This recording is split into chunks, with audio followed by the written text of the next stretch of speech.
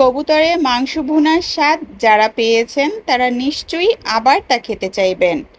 আর কাঁঠালের বিচি দিয়ে কবুতরের মাংস ভুনা সঠিক উপায়ে যে রাঁধতে পেরেছে সে জানে এর স্বাদ কতটা মুখরোচক হয়।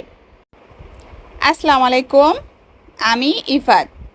চলে যাচ্ছি রেসিপিতে। এখানে মোট 4টা কবুতর খুব ভালো করে পরিষ্কার করে নিয়েছি। মাংসগুলো এরপর ধুয়ে পানি ঝরানোর জন্য রেখে দিচ্ছি।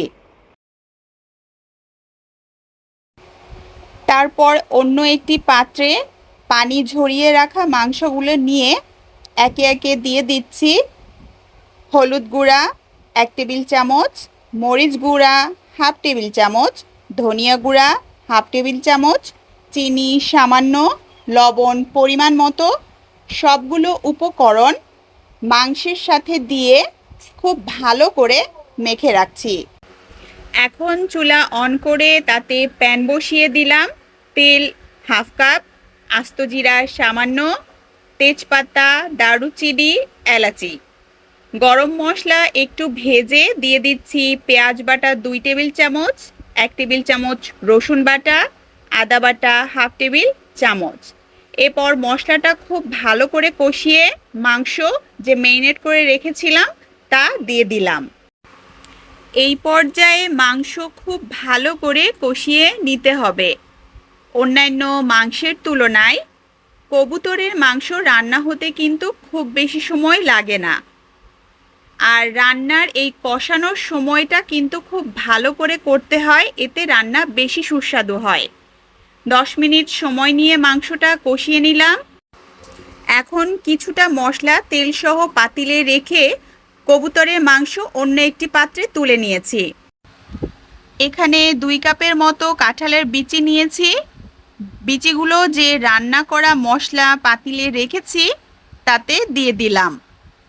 বলে রাখি, কাঁঠালের বিচিগুলো কিছুটা সিদ্ধ করাই ছিল। এখন এগুলো একটু মশলার সাথে কষিয়ে নিচ্ছি।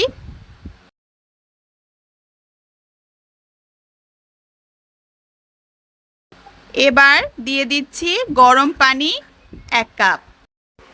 পানি ফুটে আসলে ঢাকনা দিয়ে ঢেকে রাখছি 5 থেকে 8 মিনিটের জন্য এবং 5 থেকে 8 মিনিট পরে দিয়ে দিচ্ছি কষিয়ে রাখা কবুতরের মাংসটা। মাংস দিয়ে ভালো করে মিশিয়ে আবারও রান্না করব 5 থেকে 8 মিনিটের জন্য। সবশেষে দিয়ে দিচ্ছি আস্ত কাঁচামরিচ 3 থেকে 4টা এবং গরম মশলা গুঁড়া 1/2 চা চামচ। তো হয়ে গেল দারুণ সুস্বাদু কবুতরের মাংস দিয়ে কাঁঠালের বিচি ভুনা। কবুতরের মাংসে সাধারণ অন্যান্য পাখির মাংসের চাইতে প্রোটিন পরিমাণ বেশি, ফলে আমিষের ঘাটতি পূরণের জন্য কবুতরের মাংস খুব কার্যকর। ভালো থাকুন, সুস্থ থাকুন। কুকিং বাই ইফাতের সঙ্গেই থাকুন। ধন্যবাদ।